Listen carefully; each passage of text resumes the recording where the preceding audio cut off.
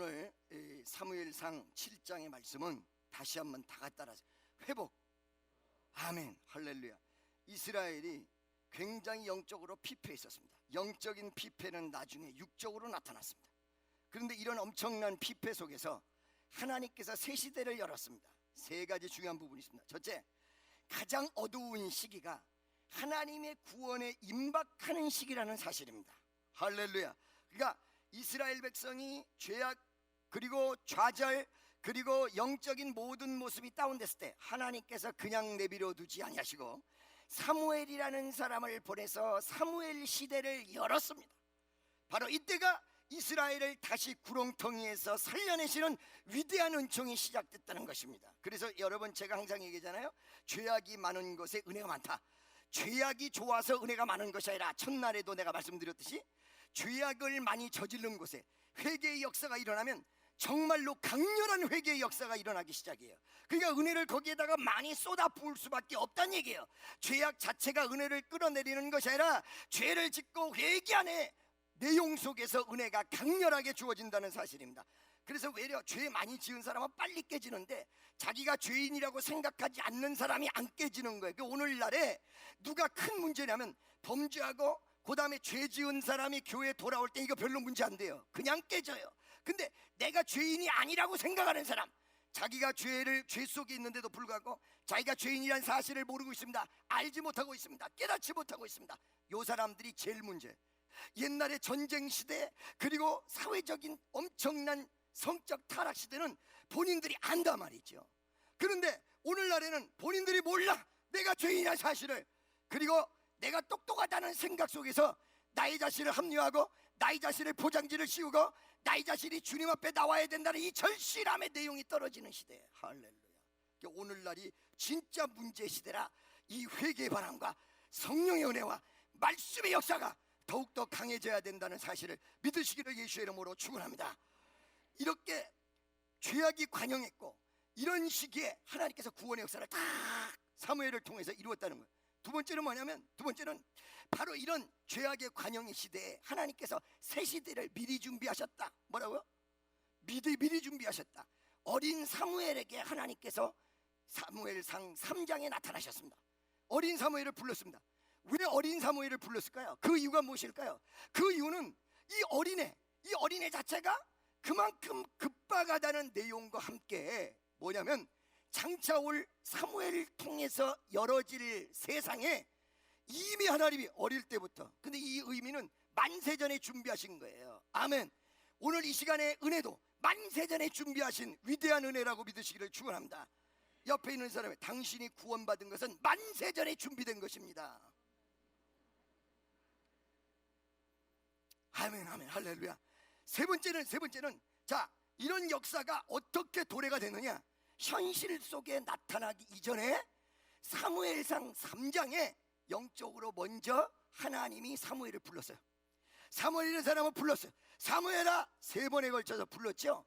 이때 세 번째 하나님이 불렀다는 사실을 알았습니다. 아멘이죠.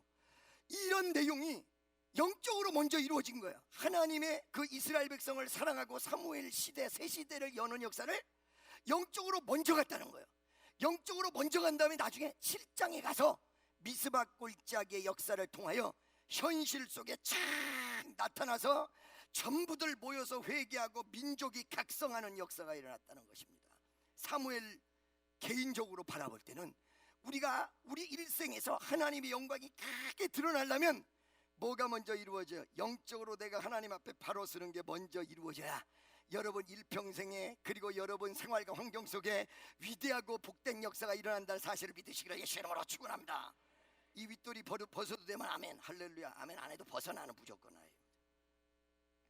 무지하게 덥네요 오늘 또. 자, 여러분 보세요. 그러면 이렇게 사무엘 시대가 이렇게 딱 열리는데, 우리가 여러분 사람들이 저마다 생각할 때 은혜 회복에 대해서 얘기하면, 아니 목사님 언제까지 그러고 있어요? 언제까지? 이러는 분들이 많거든요.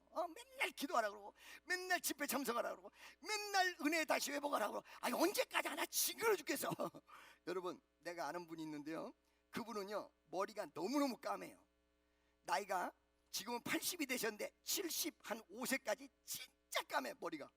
그래가지고 나는 세상에 저렇게 젊은 분이 있을까? 저렇게 머리가 연세가 들어도 저렇게 머리가 새까만 사람이 있을까 생각을 했어요. 그래서 하루는 물어봤어요. 저기 선생님, 원래 어머니 뱃속에 태어나면서부터 또 조상 때부터 머리가 그렇게 까맸습니까? 그러고 물었더니 이분이 하는 말이, 여보시오, 그런 소리 하지 마라. 나의 머리는 백발이야. 아니 근데 어떻게 이렇게 까매요? 그러니까 이 양반이 하는 말이, 염색했죠. 아이고 나도 알지. 나도 알아. 염색하면 머리 까맣다는 거 알아. 그런데 머리가 까매도 너무 까매. 여기 일리가 있는 거. 일리가, 잘 들어보세요. 머리를 염색을 해보면, 저도 염색을 하거든요. 해보면 2주 딱 지나면 모근에서 흰 게 올라와서 24시간 까만 게 유지되기가 쉬운 게 아니에요. 그러니까 어떻게 돼야 되냐면, 염색은 2달에 한 번 한다 그러면 일주일에 한 번씩 부분 염색을 계속 하는 사람만이 그 머리가 까맣게 유지되는 거예요. 그렇죠? 여러분 아시죠? 모르겠습니까? 하기야 청년들은 몰라. 그럼 이 다음에 알아. 그런데 이런 정말로 이 머리 까만 게 이 모근조차도 한 번도 흰머리가 올라오는 걸 못 봤기 때문에 내가 한 소리였단 말이지, 그냥 까만 게 아니고. 그랬더니 이 양반이 뭐라고 하냐면은, 자기는 거의 한 3일에 한 번씩 요 모근을 요렇게 칠해가지고는 흰색을 없앤다는 거예요. 그래서 내가 물었어요. 아니 그 검은 머리를 유지하는 것도 좋지만 안 귀찮으세요? 안 귀찮으세요? 언제부터 했어요? 했더니 38부터 했대. 75세까지. 아시겠습니까? 그렇게 되는 거야. 그때 내가 알았어. 그분이 얘기하는 말 속에 알았어. 어떻게 해서 이거를 유지할 수 있습니까? 라고 물어봤더니 자기는 이거를, 머리 염색을 귀찮은 존재로 생각하지 않는다는 거예요. 염색을 탁 하고 나가면 사람들이 자기 젊게 본다는 희망과 소망을 가지고 있기 때문에 염색하는 게 즐겁다는 거예요. 할렐루야. 그래서 내가 알았어. 아하, 우리가 날마다 교회를 다니면서 계속 은혜가 충만해야 되는데, 계속 은혜가 충만하고 회복해야 된다고 그러고, 그 다음에 기도가 영성이, 그 다음에 신앙이 회복해야 된다 그러니까 많은 사람들 언제까지 이러는데, 사실은 일평생 선교를 해도 지금까지도 선교의 그 어떤 내용을 놓고 있지 않는 목사님이 있어요. 그분이 누구냐? 김광신 목사님. 이게 즐거움이에요. 이게 바람이에요. 이게 기쁨이에요. 은혜 회복하는 것, 말씀 듣는 게 여러분 일평생의 취미와 기쁨이 되면요, 75세가 돼도 전혀 귀찮지 않고 이것이 나의 즐거움이며 소망이 된다는 사실입니다. 그런데 이분이 75세가 넘어서 80 되기 전에 언젠가 한번 만났어요. 딱 만났더니 이분이 드디어 흰 머리를 드러냈어요. 요만큼 올라왔어요. 그래서 내가 물었죠. 아니 선생님, 어째서 75세까지는 머리를 그렇게 모근까지도 까맣게 하고 다니던 분이 갑자기 이렇게 흰색 머리가 요만큼 나왔습니까? 라고 물어보니까 그분이, 이제는 나이 드니까 귀찮아. 뭐가 들었어요? 나이가 들었어요. 여러분, 그 나이 들었다는 말이 무슨 말인지 알고 계십니까? 말만 나이 들었다는 것이 아니라 그분은 75세까지 사업을 하다가 75세 아들에게 넘겨줬어요. 사실은 연세가 75세라는 개념으로 늙었다는 말이 아니라, 그분이 늙었다는 얘기는 일선에서 손을 띄었고 자기 스스로 마음 한복판에서 늙어버렸다. 그러니까 그것이 안 되더라는 거예요. 지난 여러분, 우리가 주를 항상 바라보면서 날마다 쫓아가거든요. 저도 집회를 많이는 안 했습니다만은 1400개 이상을 하면서 20몇 년을 했습니다. 나는 거기에 집회를 단 한 번도 지루하다고 생각해 본 일이 없습니다. 근데 지루하지는 않아도 조금 안 했으면 할 때가 있습니다. 그때가 언제냐면 마음속에서 은혜가 떨어졌을 때입니다. 바로 노쇠 현상이 일어났을 때라는 것입니다. 영적인 노쇠는 나이가 들어서 오는 것이 아닙니다. 마음 중심부에서 생각과 사고와 은혜의 강도에 따라서 영적인 늙음이 온다는 것입니다. 아멘이죠. 할렐루야. 오늘 이 얘기를 하는 거 보니까 조금 연관이 있을 것 같지 않아요? 연관이 되게 있어요. 이 내용 속에서 바로 이스라엘이 이렇게 노쇠해버렸다. 은혜가 다 떨어졌어요. 그걸 하나님께서 영적 회출의 역사를, 영적으로 다시 올라가는, 다시 놀라운 은총으로 역사하는 시대를 열었는데, 그게 바로 사무엘을 통해서 이루어진, 그때부터 나타난 다윗, 그 다음에 솔로몬에 이르기까지의 역사, 그 이스라엘의 꽃피었던 위대한 역사. 여러분 일생에 이런 꽃피는 은혜가 넘치시기를 축원합니다. 자, 여러분, 이 다시 역사가 일어나기 위해서 이스라엘에게 다시 하나님께서 회복이라는 큰 선물을 주시기 위해서 그 흐름의 내용을 말씀을 통해서 쫙 봐야 되는데, 오늘 7장은요 열매. 그러면 열매가 있으면 뿌리는 게 있어야 될 거 아니에요, 그죠? 시작점이 있단 말이에요. 7장은 어느 정도의 결과의 새로운 시대의 시작이에요. 할렐루야. 그러면 뭔가 하나님께서 시작하셨을 때 스타트의 부분이 있을 거다 이 말이에요. 그 스타트의 부분을 좀 지켜보면 만세 전에 준비하셨지만 사무엘상 3장을 모른 채 7장을 알 수가 없다는 것입니다. 사무엘 3장을 한번 보시기를 바랍니다. 자, 여러분, 3장 1절에 우리가 한번 살펴볼 필요가 있어요. 아이 사무엘이 엘리 앞에서 여호와를 섬길 때에는 여호와께서 말씀이 희귀하여 이상이 흔히 보이지 않았다. 여기서 보면 두 가지 단어가 아주 뇌리 속에 딱 박히고, 이게 뭐지? 라고 사람들에게 의문점을 제시하는 단어가 있는데, 두 단어가 있어요. 하나는 희귀하여, 말씀이 뭐예요? 희귀하였다. 그 다음에 두 번째, 이상이 흔히 보이지 아니하였다. 사무엘이가 어린 사무엘로서 성전에 가서 하나님 앞에 영광을 돌리기 시작한 그 어린 사무엘 시대에 사회적 현상이 어땠느냐, 이스라엘의 영적 상황이 어땠느냐 봤더니, 첫째가 말씀이 희귀하였다. 할렐루야. 여러분, 이 희귀라는 단어를 여러분이 그냥 넘어가시면 안 됩니다. 히브리어 원문을 보니까 희귀라는 단어가 두 가지의 뜻을 내보고 있어요. 할렐루야.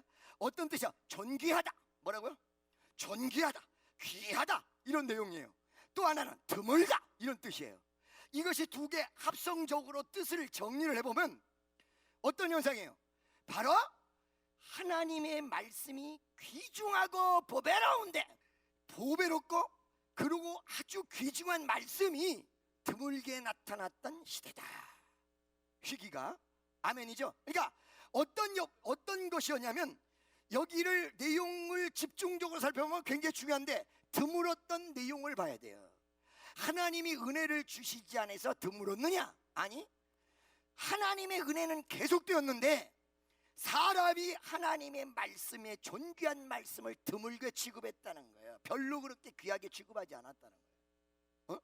이 말씀이 능력이고 생명이고 권능이고 권세고 불인데 이 말씀의 귀중성을 몰랐다. 다른 철학에는 심취되어 있을지 몰라도 진짜 위대한 하나님의 말씀의 존귀성은 드물게 알았다. 오늘날에도 그런 현상이 많이 있죠. 두 번째, 이렇게 말씀을 존귀하게 대하지 않고 존귀하게 대한 것이 드물다 보니까 많은 사람들에게 존귀한 은혜가 가득한 역사가 사라졌다, 이런 뜻이에요. 아멘이죠. 믿습니까? 바로 그런 시대예요, 이 희귀가.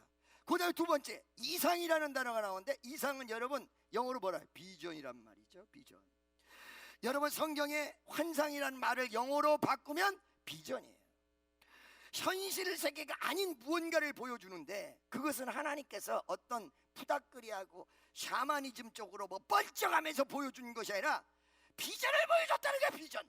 미래에 대한 비전입니다. 구원의 비전입니다. 하나님의 역사의 비전입니다. 그래서 우리는요, 사실 크리스찬들은 비전을 보고 살아가는 사람이에요. 앞으로 미래의 비전, 천국의 비전. 할렐루야. 하나님을 모르는 사람은 현실을 바라보고 살아가며 미래적으로는 비관적으로 본다는 얘기죠. 어떻게? 죽으면 끝이야, 이렇게 본다. 크리스찬은 죽으면 끝나는 게 아니라 죽으면 시작이야. 할렐루야. 천국에 대한 시작이야. 그게 바로 이상이에요. 다니엘에게도 보여줬던 것은 무엇이었습니까? 그냥 여러분 점쟁이들이 얘기하는 반짝하는 그런 내용이 아니에요. 이 세상이 어떻게 될 것인가, 그 다음에 우리 주님의 구원의 역사가 어떻게 될 것인가, 그거거든요. 우리 크리스찬은 벅찬 속에서 살아가야 돼요. 노래 부르면서 살아가야 돼요. 왜? 하나님이 날마다 나에게 역사해 주시는 내용이 뭐예요? 미래 비전이에요. 할렐루야. 여러분 일평생의 비전입니다. 천국 갔을 때 비전입니다. 하나님을 모르는 사람 어떻다고요? 근시적 비전은 있을지 몰라도 거시적 조망적 비전은 없다. 죽어서 아무것도 아니야. 옆에 있는 사람 물어보세요. 죽어서 뭐 할 건데? 그러고 물어봐봐. 죽어서 뭐하냐고 물어. 바깥에 죽어서 뭐하냐고 물어보세요. Nothing. 아무것도 없어요. 썩지 뭐, 이렇게 얘기해요. 없는 거예요, 전혀. 그런데 우리 크리스천들은 내가 죽어서 천국 갈 생각하니까 죄도 말이에요, 천국 갈 생각하는 사람은 안 지어 잘. 할렐루야. 천국 갈 생각 이렇게. 제가 항상 얘기하잖아요. 천국을 우리가 가보지 못했어도 느낌으로 안다. 옛날 한경지 목사님 보고, 한 목사님 천국 있습니까? 네. 하나님 살아계십니까? 네. 어떻게 아십니까? 난 느낌으로 압니다. 느낌이 무지하게 중요한 거거든요. 느낌으로 압니다. 여러분, 음식을 먹었을 때 그 음식이 맛있다, 뭐예요? 느낌이에요. 그래서 그 느낌을 감으로 따지는데 어떻게 해요? 오감이라고 얘기하죠. 그 오감을 통해서 느낌을 받는 거야. 손을 딱, 아 뜨거워! 어떻게 해요? 이게 뜨거운 걸 느낀 거지. 할렐루야. 그 참,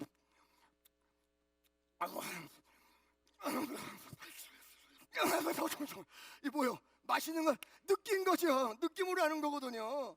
천국을 느끼는 거거든요. 아무리 좋은 호텔에 가서 느낌이 없다면 소용이 없거든요. 여러분, 강아지를 말이에요, 최고 좋은 호텔에 데리고 가보세요. 느낌 있겠어요? 이렇게 하고만 있지. 느낌의 감각이 강아지는 거기까지 못 가는 거거든요. 제한된 부분의 느낌을 가지고 있거든요. 음식을 주면 느껴요. 그런데 화려한 금은보화를 채워줘 보세요. 그거 집어던지죠. 느낌이 없어요. 사람만이 그 이상의 느낌을 가지고 있거든요. 할렐루야. 그 느낌 속으로 우리 주님이 계시네. 제가 얘기했잖아요. 여러분, 꼭 이 천국이란 걸 가봐야 하냐. 항아리에 간장을 넣는데 이 간장 맛을 보려면 동아리차에 둘둘둘둘 마셔봐야 하냐. 그거 아니다. 어떻게 보면 알아. 손가락을 딱 찍어서, 어때요? 다 같이 한번 해보세요. 딱 찍어줘. 아멘. 그러듯이 오늘날 여러분과 내가 천국을 느끼는 것입니다. 하나님의 나라를 느끼는 것입니다. 바로 이것이 크리스찬입니다. 그리고 그 비전을 향하여 달려가는 것이고, 바로 그 천국의 비전을 향하여 달려가는 것은 오늘날에도 변함없이 마음속에 천국이 이루어지며 앞으로 하나님의 나라를 확장한다는 전도와 그리고 말씀의 선포와 하나님의 역사를 이루는 것을 향하여 일평생 달려가다가 주님 품에 탁 안기는 거예요. 그래서 삶이 다른 거예요. 느낌이 다른 거예요. 여러분과 나에게 모든 삶이 전 인격적으로 달라지는 위대한 역사가 일어나시기를 주의 이름으로 간절히 축원합니다. 자, 여러분 보세요. 그런데 이때 바로 사무엘상 3장이 쓰여질 당시에 그 시대는 말씀이 희귀하고 비전이 없었어요. 이상이 없었어요. 그날 벌어서 그날 사는 거예요. 현실에 만족하고 있어요. 하나님을 바라볼 줄 몰라요. 움직임이 없어요. 바로 그 시대에 하나님이 사무엘을 불러서 새로운 역사를 일으켰습니다. 사무엘아! 그리고 불렀단 말이야. 사무엘을 부르신 역사의 세 가지 부분을 이야기하겠습니다. 첫째, 여러분, 새로운 시대는 어느 날 새나라 자동차를 타고, 새나라 자동차 옛날에 있었어요? 새세대 목욕탕에 목욕하고 이래서 새로워지는 게 아니다. 대통령이 바뀌어서 새로워지는 게 아니다. 새로운 진짜 시대는 어디서부터? 하나님이 부르시고 말씀을 들려주시고 말씀을 붙잡고 여기서부터 새로운 시대가 시작이 되는 거지. 그러니까 사무엘 3장에 시작을 해가지고 7장서부터 열매가 막 맺기 시작했어. 다윗이라는 임금이 탄생했어. 아멘이죠. 그러니까 여러분들 날마다 지루하게 사시는 분들이 있습니까? 좀 새로워졌으면 좋겠어. 목사님, 어떤 분 나한테 와서 나는요 정말 못 살겠어. 좀 새로워졌으면 좋겠어. 맨날 아침에 일어나면 밥 먹고 출근하고 그냥 그 자리에서 그냥 또 저녁에 퇴근하고 마누라 열내지 마. 맨날 거기서 시달리고 맨날 거기서 어려움 속에 있고. 여러분, 새로운 삶이 시작되기 원합니까? 그러면 말씀의 은혜가 내 귀에 들리기 시작하면, 말씀의 은혜가 역사하기 시작하면 여러분 새롭게 다 바뀌어버려. 새 인생이 출발해. 나이하고 상관없어요. 나이하고 상관없어요. 말씀이 먼저 앞장서서 열어줘야 새 시대가 열리지. 그거 없이 진짜 안 열리는 거예요. 정말 새롭게 바뀌기 원합니까? 새롭게 이루어지기를 원합니까? 말씀의 은혜가 충만하고 그 말씀이 내 귀에 들리면서부터 새로운 역사예요. 아멘이죠? 믿습니까? 두 번째, 불렀는데 그 부름이 모든 사람을 불렀던 내용이 아니라 나야. 오늘 말씀은 모든 사람에 해당되고 모든 사람을 하나님께서 부르지만은 내 귀에는 나를 부르는 것으로 들려야 오늘 전도하시기 바랍니다 할 때 그것이 하나님이 나를 불러대는 것으로 들어야. 잘 들으세요. 하나님의 역사가 언제서부터 제대로 됐냐면 사무엘아 불렀는데 누구에게 갔어요? 엘리에게 가가지고 선생님 부르셨어요? 아니다. 알았습니다. 사무엘아 선생님 부르셨어요? 3번이나 그에게 대답을 못했어요. 그렇죠? 하나님이 나를 부른다는 이 사실을 명확하게 깨달으면서 역사는 달라졌다. 오늘날의 말씀이 대중 앞에서 쏟아지는 말씀은 어마어마하게 맞는데 나에게 쏟아지는 말씀이 부족하다. 사무엘이 하나님의 명령 말씀을 내가 듣고 그분이 하나님인 줄 알고 그때부터 위대한 역사를. 말씀은 누구 앞에서 변화의 역사를 일으키냐면 저 사람 이 사람 저 사람이 아니라 나 바로 나 하나님이 나보고 들으라고 하시는구나. 하나님이 나에게 주시는 메시지구나. 하나님이 나에게 역사하시는구나. 하나님이 나에게 지금 말씀을 통하여 말씀하시는구나. 메시지를 계속 주시는구나. 나에게 아멘이시죠? 할렐루야. 3번째, 이렇게 음성을 듣고 하는 그 과정의 내용 속에서 하나님의 역사의 흐름을 볼 수 있다. 어떻게? 하나님은 나이하고 상관없이 그뿐만 아니라 어린 사무엘에게 하나님의 역사를 보이시면서 장차 이 어린애를 통해서 이 순수한 사람을 통해서 큰 역사를 일으킬 걸 암시적으로 보여주신 것이다. 아멘이죠? 그래서 그것을 자기에게 적용시켰고 그 자기의 명령을 들었던 사무엘을 통하여 하나님의 역사가 착착착착착 이루어졌다. 그러면 우리 한번 구체적으로 한번 보자 이 말이에요. 구체적으로 할렐루야.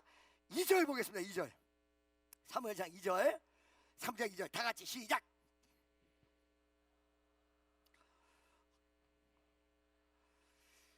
(3절까지) 보겠습니다. 3절 잘 보세요. 이 2절과 3절 속에서 극명한 대조를 딱 보여주시면서 비교를 시키셨어요. 하나님께서 어린 사무엘과 그 다음에 엘리 제사장, 망해가는 집안과 뜨는 집안의 내용을 극명하게 비교를 딱 시켰어요. 할렐루야. 잘 들으세요. 이 비유의 내용은 뭐냐면 엘리는 눈이 점점 어두워가고 첫 번째, 두 번째 자기 처소에 누웠다. 그 다음에 사무엘은 어린 사무엘이었고 이제 막 시작하는 꿈 많은 청년이었고 이 어린 사무엘, 아마 여러분 이스라엘 풍습상 이때 나이가 정확하게 신학적으로 구분할 수는 없어서 대충 보면 12살서부터 주의 일을 시킨다고 그래요. 그러니까 12살쯤 되지 않았느냐, 이게 정평이에요. 어린아이였고 이 아이를 어디에 있었냐면 성소 안에 있었다. 할렐루야. 하나님의 성전 안에 있었다. 이 두 가지를 극명하게 대조를 딱 이뤘어요. 할렐루야. 여러분 잘 보시기 바랍니다. 그러면 여기에 엘리 제사장서부터 우리 한번 봅시다. 눈이 점점 어두워갔다. 여러분 이 내용은 육체적으로 눈이 어두워져서 나이가 들었기 때문에 노쇠했고 늙었다는 이야기입니다. 그런데 여러분 성경에서 이런 점을 부각시킬 때는 절대 육체적인 관점에서만 보고 이 얘기를 하지 않아요. 영적인 부분이 플러스가 됐다는 것입니다. 그러면 영적인 부분이 어떤 부분이냐? 영적인 눈이 어두워갔다. 나이가 많이 들어서 육체적 늙음이 아니라, 왜? 여호수아 갈렙할 때 이 갈렙은요 85세 40대 정년을 가지고 있었고 모세가 죽기 얼마 전에도 눈이 쇠하지 않아있다. 눈을 표현하는 것은 마음을 표현하는 것이며 그 사람의 어떤 영적인 상태를 굉장히 많이 표현하거든요. 근데 이 눈이 점점 어두워갔다. 구별하지 못했다. 제대로 보지 못하였다. 그 제대로 보지 못했던 엘리 제사장의 내용을 가보니까 사무엘상 1장 15절에 보니까 기도했던 한나를 뭘로 표현했냐면 술 먹은 여인, 그렇게 구분을 못했어요. 1장 15절에 보면 그 엘리 제사장의 모습이란 육적인 모습만 보는 거야. 영적인 기도하는 모습이 진짜인데 그걸 못 보는 거야. 그 다음에 2장 25절에 5절에 보면 뭐냐면 옴니와 비나스 자기 자식들이 2장 25절 한번 보도록 하겠습니다. 2장 25절 다 같이 시작.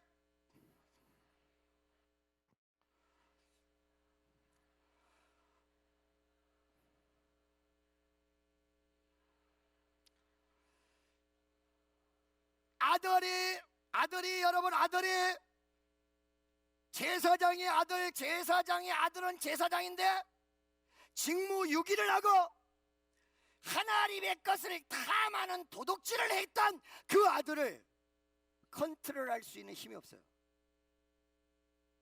할렐루야. 여러분, 영적으로 눈이 어두워가고 믿음이 떨어졌고 하나님의 영역이 떨어진 사람의 모습을 여러분 잘 보세요. 첫째, 기도하는 한나를 구분하지 못하고 술 먹은 사람으로 착각하고, 두 번째는 뭐예요? 두 번째는 옴니와 비나스 자기 아들들이 범죄했는데 그 아들들을 컨트롤하지 못하고 무서워서 벌벌 떨고 있었습니다. 세 번째는 하나님이 사무엘을 부르는데 이 음성을 세 번째 들을 때까지 하나님의 음성이라는 것을 제사장인 엘리가 구분을 못하고 세 번째 가서 야, 하나님의 음성인가 보다 이랬단 말이지. 할렐루야. 믿습니까? 아멘이죠. 네 번째는 4장 18절에 보면 뭐가 나와요? 옴니와 비나스가 법궤를 뺏긴 다음에 법궤 뺏겼다고 하니까 으아! 이러다 목이 똑 부러져 죽어버렸어. 할렐루야. 염려와 근심과 쇼크 속에서 목이 부러져서 죽어버렸다. 이런 네 가지의 일련의 모습들을 한번 이렇게 쫙 살펴보니까 눈이 점점 어두워졌다는 것은 나이 들어 눈이 어두워졌던 노쇠화 현상을 얘기하는 것이 아니라 영적 늙음을 얘기하는데, 기도하는 사람을 구분하지 못했고, 할렐루야, 자녀들이 범죄하는데도 컨트롤하지 못했고, 세 번째는 뭐예요? 하나님의 음성이 사무엘에게 들리는데도 불구하고 이거를 세 번째까지 제대로 하지 못했고, 네 번째는 민족적 불행이 다가오는데 기도하지 못하고 쇼크받고 죽어버리는 그런 모습이었다. 아멘이죠. 믿습니까? 할렐루야. 그 다음에 이 엘리 제사장의 아들들을 한번 비교해 볼 필요가 있습니다. 아들들. 아버지의 권한을 믿고 권한을 남용하며 하나님의 것을 도둑질했던 사람, 아까 얘기한 대로 직무유기하는 사람, 그 아들들이었다. 아멘이죠. 자, 그러면 이것만 있었냐? 아니, 안 그래요. 이 누구예요? 이 지금 엘리 제사장이 자기 처소에 있었다라는 사실을 여러분들이 아셔야 돼요. 어린 사무엘은 성전에 있었는데 자기 처소에 있었다? 이 내용은 무엇을 우리에게 시사해 주느냐? 할렐루야. 여러분, 분명히 우리가 오늘날로 얘기하면 교회 안에는 있을 수 있어요.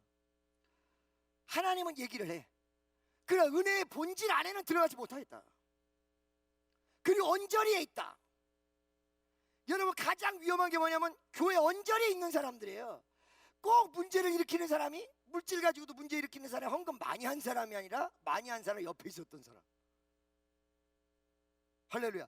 교회 안에서 충성하는 사람이 문제를 일으키는 게 아니라 충성하는 거 이렇게 지켜보고 있었던 사람, 멀리서 이렇게 보고 있었던 사람이 이럴 수가 있어, 저럴 수가 있어, 이렇게. 이 엘리 집안을 우리가 가늠해 볼 필요가 있다는 거예요. 그 다음에 두 번째, 사무엘 한번 보자. 사무엘은 어린 모습이었습니다. 그런데 어디 있어요? 은혜 안에 있는 모습이에요. 할렐루야. 성소 안에 있었다. 이게 누구의 모습이에요? 바로 사무엘의 모습이었던 것입니다. 옆에 있는 사람에게, 당신은 언저리에 있습니까? 아니면 은혜 안에 있습니까? 아마 이 성전에 가까운 저수에 있었을 것입니다. 그런데 하나님 은혜 안에서 쉬어야 되는데 상당히 떨어졌어요. 아멘이죠. 그러나 이 사무엘은 어디 있었냐면 성경에 저수에 있었다, 이렇게 얘기하고 있습니다. 아멘이죠. 자, 알아보십시오. 이런 극명하게 대조되는 두 세력, 사무엘, 그 다음에 엘리 제사장, 이 상황 속에서 말씀은 희귀하고 이상은 흔히 보이지 않는데 한 가지 시발, 한 가지, 하나님이 10가지 보는 게 아니라 한 가지. 할렐루야. 자, 여러분 보세요. 여기 하나님의 등불을 아직 이렇게 표현하고 있어요. 그 전에 말씀이 희귀하고 춘추전국 시대가 이루어졌고 좋지 못한 환경이 이루어졌는데 하나님이 딱 한 가지 보시는데, 하나님의 등불이 아직 꺼지지 아니하였다. 할렐루야. 희망이 있는 거야. 소망이 있는 거야. 여러분 주변이 암담하십니까? 경제적으로도 어렵고 애들은 막 난리를 치고 복잡하고 이상한 모습으로 나타나고 자꾸 돈은 새나가고 일만 저지르면 그냥 돈이 팍팍 새나가고 미쳐버려. 아이고 나 어떡하면 좋아. 아이고 할렐루야. 그런데 오늘 여기 와 있다. 아 희망 있는 거야. 그런데도 주일날 교회 가 있다. 아이고 아멘 할렐루야. 희망 있는 거야. 희망이 있는 거야. 여러분이 희망을 붙잡는 이 한 가지 보시다는 사실이에요. 소망을 붙잡는 이 한 가지를 보세요. 옆에서 손 딱 잡고 당신에게 희망이 있습니다. 아멘. 시대마다 여러분 하나님의 준비가 있습니다. 하나님이 미리 예정하신 역사가 있습니다. 이 시대도 끝나는 시대인데 사무엘을 다 할렐루야. 여러분 오늘 인생이 다 허물어져가고 나이 많아 늙어가고 좌절과 고통, 나는 나이가 젊어도 희망이 없다. 참말에 야수 붙들고 있는 게 희망이야. 기도의 불이 꺼지지 않는 게 희망이야. 이 희망이 여러분에게 능력으로 나타나시기를 예수의 이름으로 축원합니다. 이렇게 해서 사무엘이 음성을 듣고 엘리 제사장 집안이 망할 것을 예언합니다. 믿습니까? 이 내용은 사무엘의 이 위대한 신앙을 하나님께서 받으시고 인간적으로 나갔던 모든 세력이 끝난다라는 반증적 내용이 되는 거죠. 그러면서 사무엘은 묵묵히 자기 일을 해왔을 것입니다. 그러다가 다 따라서 하나님이 큰 계기를 주신다. 다시 한번 나에게는 그것이 기회다. 아멘. 이스라엘 민족을 각성시키는 큰 계기를 주는데 하나님 편에 선 사무엘은 그것이 일생일대기에 하나님의 역사를 이루고 내 인생의 비전을 이루는 기회가 됐어요. 그게 무엇이었냐면 오늘 본문 말씀의 미스바 골짜기의 회개의 운동이었습니다. 할렐루야. 믿습니까?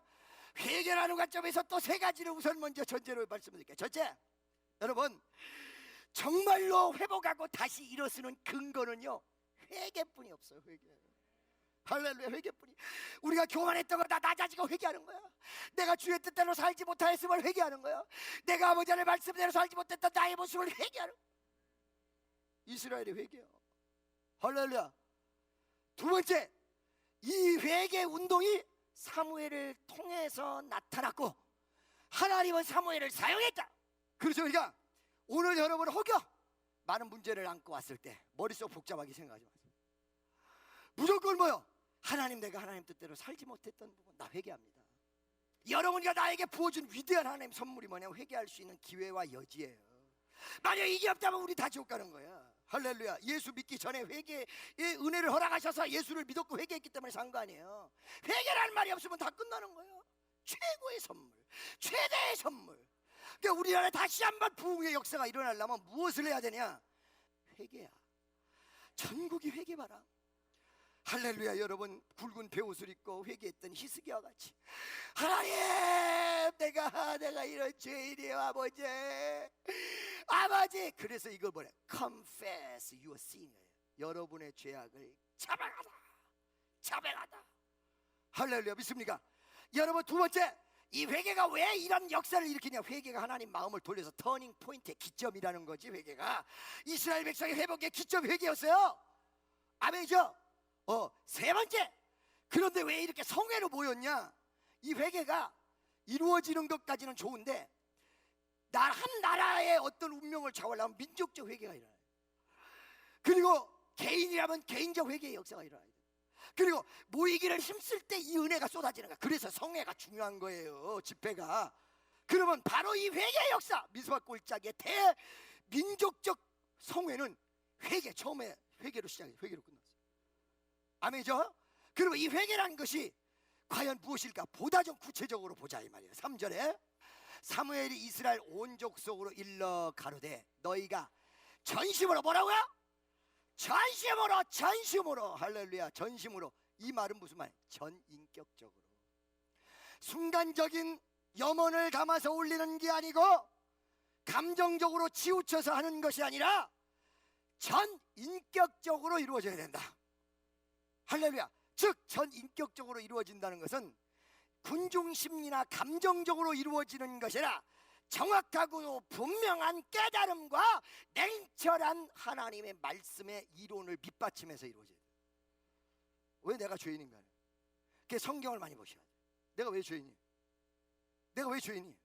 할렐루야. 성경을 보니까 정확하게 전인격적으로 나타나는데 여기 뭐라고 하냐? 사무엘이 한 말이에요. 여호와께 돌아오려거든 이라는 말을 썼어요. 이게 if라는, 영어로 보면 if거든요. 만약에 뭐뭐 하려거든. 근데 이거를요 또 원문을 보니까 돌아오려거든이 두 가지의 뜻이 또 내포됐어요. 하나는 긴박성, 곧 닥칠 일 혹은 빨리 이루어져야 될 일, 이러면서 지속성.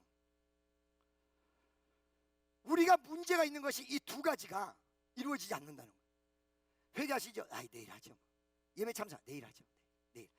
요번 집회 참사 아이 다음번에 갈게요. 임박성, 오늘이라는 거야. 오늘. 내일은 없다고. 오늘이라는 거. 오늘. 임박성. 그리고 하나님이 이것이 얼마나 급한지 긴박하게 밀어붙이셨던 역사라는 거예요. 그 다음에 지속성은 뭐예요? 아까 내가 얘기했어요. 전인격적으로 회개가 이루어져야지 감정적으로나 순간적으로 이루어져서는 안 된다는 말을 하는 이유가 오늘 회개하고 내일 가서 또 죄 저질러. 회개 의뢰가 지속적으로, 회개했던 모습이 지속적으로. 그래서 돌아오려거든 이 말이 무슨 말이에요? 긴박하게 하나님 앞에 돌아오는 내용을 이야기하는 것이며 뭐예요? 회개하고 오늘로 딱 끝나. 오늘 회개하고 내일 다시 니나노 하면서 해야 하고 돌아다니는 게 아니라 지속적으로 가서 정말로 하나님 뜻대로 살려거든 이 뜻이에요. 우리가 이게 지속되지 않는 것 때문에 문제라고 그러거든요. 여기서 두 가지 했어요. 첫째, 정말 회개를 제대로 하면요 지속돼요. 감정적으로 하지 않고 아까 얘기한 대로 깨달음과 진리에 입각해서 회개가 이루어졌다 그러면 지속될 때가 많아요. 아멘이죠. 두 번째는 뭐냐면, 두 번째는 회개의 중요성이에요. 사실은 지속돼야 되지만 우리가 지속될 수 없을 때가 많아. 인간인지라. 그죠? 그런데 이렇게 지속되지 못해도 또 회개가 있다. 성경에 세마포를 씻는 자가 복되도다. 그러니까 아이고 나는 회개를 했는데 또 죄를 지었네. 아니야 그래도 또 와야 돼. 그래도 또 와야 돼. 이 죄의 속성이 어떻게 되냐면요, 죄를 지으면 가장 무서운 게 은혜로부터 멀어지고 싶어요. 은혜로부터. 날 보세요. 성적인 문제가 있는 사람이 있었어요. 성적인 문제가 있는 사람. 이 성경적으로 죄악이에요. 근데 그 사람이 교회를 오고 싶은데 자기의 죄가 있다는 이 관점 때문에 멀어지는 거야 점점. 그게 죄의 속성이에요. 은혜로 자꾸 못 가요. 못 가게 돼 있다고. 이게 자꾸 멀어지게 돼 있는 거거든요. 명심하세요. 세마포를 씻는 자가 복되다. 자, 그래서 여기 보니까 돌아오려거든 이라고 얘기를 딱 하면서 돌아옴의 전제를 얘기해 주는데, 이방신들과 아스다롯을 너희 중에서 제하고 이 버리라는 거죠. 여러분 여기서 이방신들이라는 내용이 나오는데요, 이방신이 여러 가지가 있는데 이방신의 대표적인 게 뭐냐면 좀 이따 이제 이게 또 나와요. 바알이요. 바알. 뭐라고요? 바알. 첫째. 두 번째, 여기에 또 뭐가 나와요? 아스다롯이라는 게 나오죠. 그래요 안 그래요? 예. 바알은 남자신입니다. 아스타롯은 여자신입니다. 바알은 농경신입니다. 풍요를 나타내는 신입니다. 그 다음에 막 그 어떤 그 천둥 뭐 이런 그 폭풍을 나타내는 신이 바알입니다. 아스다롯은 여신인데 이 여신의 이름이 여러 가지로 변형이 되는데, 이 여신은 무슨 전쟁과 어떤 미의 신으로도 나타나고 전쟁과 풍요를 나타내는 여신입니다. 그러니까 이 우상숭배, 하나님을 섬기지 않았던 우상숭배의 근거가 어디 있냐면은 풍요와 재물에 있었다는 거예요. 믿습니까? 그래서 기독교 관점의 축복을 재물에다가만 둬서는 절대 안 된다는 거지. 이건 이방신의 모습이라는 거예요. 할렐루야. 이스라엘 백성이 가나안 초기에, 가나안에 들어간 초기에 그렇게 하나님께서 홍해바다를 건너게 만드시고, 그렇게 하나님께서 요단강을 건너가서 40년 연단하면서 요단강 건너가지고 가나안 땅을 하나님께서 차지하게 만들었는데, 가나안의 대표적인 신 미의 여신 아스다롯, 풍요와 전쟁의 여신, 이 여신을 숭배했다는 거예요. 이 두 가지를 딱 들었다. 이 우상을 버려야 된다. 오늘날에 이 우상이 여러분 거기에만 있는 게 아니라 여러분 마음속에도 있습니다. 풍요를 향하여 그 그리고 물질과 명예를 향하여 하나님을 과감하게 버리고 있는 오늘날 이 세대를 얘기하는 것입니다. 믿습니까? 그 하나님 앞에 돌아오려거든 이 우상을 제하고 마음을 하나님 앞에 고정시켜라. 아멘이죠? 이 마음을 고정을 시키고 어떻게 되냐면 여호와만 섬겨라. 그 중심에 말씀만 있게 하고 주님만 있게 하고 여호와 하나님만 있게 해라. 그러면 너희를 어떻게 해요? 구원해 준다. 블레셋 사람의 손에서 건져내시라. 이것이 바로 구원이에요. 아멘이죠? 구원은 단순히 천국만 가는 내용만 성경에서 기록하고 있는 것이 아니라 전체적인 의미도 많이 담겨져 있다는 거예요. 구원하리라 하는데 그 다음에 이제 본격적으로 이제 들어가서 회개를 실태 put into the action, 액션으로 들어가는 거예요. 4절 다 같이 시작. 5절 사무엘이 가로되 온 이스라엘은 미스바에로 모이라. 첫째 이렇게 하기 위해서 모여라. 두셋이 모인 것에 하나님 함께 하세요. 두 번째로는 회가 이렇게 중요하듯이 물을 쏟아붓듯이 쏟아부어서 나의 죄를 다 부어서 이제는 다시 담을 수 없듯이 담지 않겠습니다. 물을 다 쏟아붓고 회개했다. 아멘이죠? 믿어주십니까? 여러분 정말 하나님의 은혜가 아니면 살 수 없다라는 사막에서 물을 찾고 물을 길러 물을 쏟듯이 길러오고 쏟는 거예요. 길러오고 쏟는 거예요. 이게 여러분 이스라엘의 생활이었어요. 이거 없으면 살 수 없었거든요. 길어와서 부어서 그걸 가지고 세수하고 이런 식으로 은혜가 되어야 된다는 거예요. 이것만이 살 길이라는 사실을 분명히 하셔야 돼요. 그래서 그 물을 길러와서 부었다. 아멘이죠? 믿습니까? 할렐루야. 두 번째는 물을 붓고 금식하고 내 목숨을 걸었다. 이 회개. 할렐루야. 세 번째는 뭐예요? 세 번째는 하나님 앞에 울부짖으며 회개했다. 이 내용이 딱 끝나니까 하나님의 역사가 그때부터 일어나기 시작하는데 이렇게 회개를 하는데 세 가지. 오늘 이것만 하고 설교 딱 마칠게요. 하나님의 역사가 일어나는데 첫째, 갑자기 블레셋이 쳐들어오죠. 그렇죠? 블레셋에서의 해방, 즉 블레셋으로부터의 구원을 얘기했는데 쳐들어왔어요. 여러분 놀라지 마세요. 어느 순간에 악화될 때가 있습니다. 그래서 여러분 믿음 없는 사람이요, 혹시 병고침이나 문제가 발생됐을 때 기도를 끝까지 못하는 이유가 거기 있는 거예요. 이 안에 고름이 들어서 이 사람을 고치려면 우선 먼저 여기를 째야 돼. 그러면요 고름 그냥 들어있는 상태보다 더 아플 때가 있어요. 째야 돼. 그리고 고름을 빼내. 그러니까 어느 순간에 기도를 열심히 하면 내가 아팠던 것이 좀 더 아플 때가 있고 문제가 더 복잡할 때가 있고 거기서 믿음이 갈려요. 그걸 넘어야 돼. 불에 쳐들어와 버렸어. 실까지 나한테 쳐들어와 버렸어. 믿음 없는 사람은 왜 우리가 기도했는데 쳐들어온 것이야? 하나님 안 살아계신 거 아니야 혹시? 믿음 없는 사람이 쳐들어왔어. 이미 벌써 하나님 앞에 회개했던 백성은 전쟁이 일어났다는 사실을 알고 사무엘에게 부탁을 하고는 전투에 나가요. 근데 어떻게 했어요? 이 전쟁에서 승리해버려요. 아멘이죠? 이 전쟁에서 승리하면서 비석을 하나 만들어. 뭐라 그래? 에베네셀, 하나님이 우리를 여기까지 도우셨다. 할렐루야. 첫째, 쳐들어온 적을, 나를 공격해 들어오는 적을 방어하였다. 두 번째, 잃어버린 땅을 이 전쟁을 통해서 땅 차지하려고 들어왔다가 외려 이스라엘에게 뺏겨가서 회복돼 버렸어. 명심하세요. 악화된 이 내용이 이스라엘은 다시 땅을 회복하는 계기가 됐습니다. 이걸 뭐라고 그래? 반전. 옆에 있는 사람에게 반전. 하나님은 반전의 하나님이야. 할렐루야. 외려 블레셋이 쳐들어왔는데 이걸 밀고 들어가가지고 기도의 파워로 막 밀고 들어가가지고 잊어버린 땅을 회복해버렸어. 아멘. 여러분 이게 뭐예요? 회복이죠? 여러분의 모든 잃어버린 기쁨을 회복하시기를 축원합니다. 여러분에게 하나님 성경의 모든 축복 임하시기를 예수의 이름으로 축원합니다. 세 번째, 두 가지인데요. 평화가 그 시간서부터 역사를 했고, 두 번째, 사무엘이 사는 날까지 블레셋이 다시는 쳐들어오지 못했다. 사무엘이 이 위력적 회개하며 모이게 만들고 하나님에게로 돌아가는 신앙이 살아있는 한 어떤 대적도 쳐들어오지 못했다. 아멘. 여러분 이 세 가지 은혜가 여러분과 나에게 쏟아지기를 예수의 이름으로 축원합니다.